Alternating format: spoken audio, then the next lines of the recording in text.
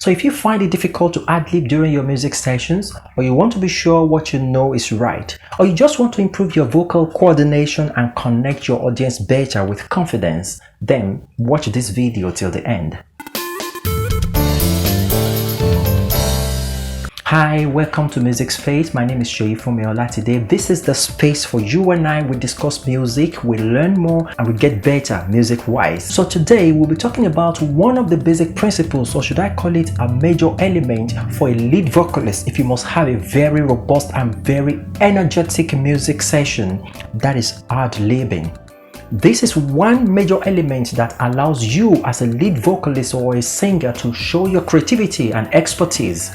It helps you to fill the gaps and holes within your music session. It puts everything together, and also it helps you to express the content of the music very clearly. And lastly, if you find yourself in a session that makes you repeat a line of song, maybe your background singers are going to repeat the song over and over again, then you don't want to joke with ad-libbing. So what exactly is ad-libbing? Well, it is actually from a Latin word ad libitum, meaning at your liberty. It means that it is not scripted, it is not what you have thought of before, but eventually it has principles that you must follow to achieve a very strong and very effective ad-libbing. So I'll be sharing 3 basic ways of achieving a very energetic and effective ad-libbing in this video. So let's dive into it. So knowing that music sections have different parts to it, you can have the chorus, you have the bridge, you have the lead vocal, you have the call response, you have lots and lots of them. So but when you find yourself in a place that you have to, for instance, repeat the chorus parts of the song,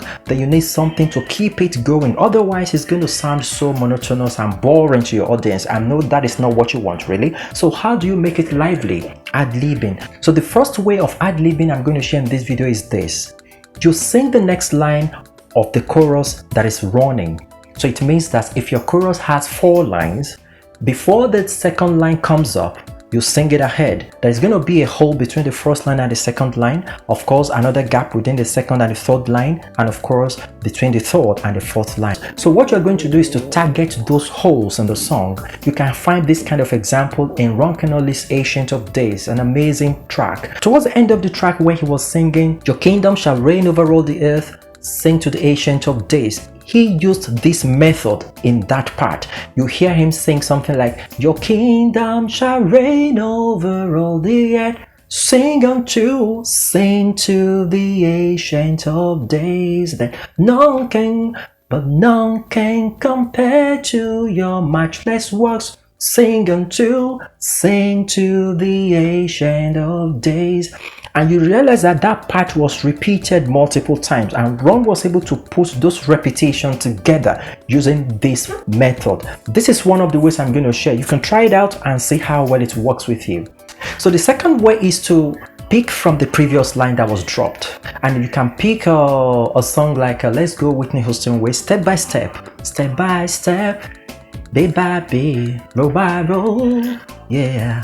So you realize that Whitney was able to pick a kind of, what I call it, tagging the previous lines. When the line is dropped, you tag it. Then the background singers pick the next line, you tag it again. So it gives that cohesion to your body of music, to your body of chorus. That is the second way. You can listen to "Step by Step" by Whitney Houston. You have better understanding of what I'm talking about. So the third and the very last way I'm going to share in this video is to ad-lib using melodic words and notes. There might be words that are connected to the song really, but it is not that you are tagging or you are pre-voicing the next line. So if you listen to the song "Sent from Heaven" by Keyshia Cole, at a point when she had the chorus going on, you know the chorus has like a call response, but it's a chorus, but there's an ad-lib going on underneath towards the end of the track. You realize that that place felt like the fire of the entire song. She was able to do this well, and she used this method.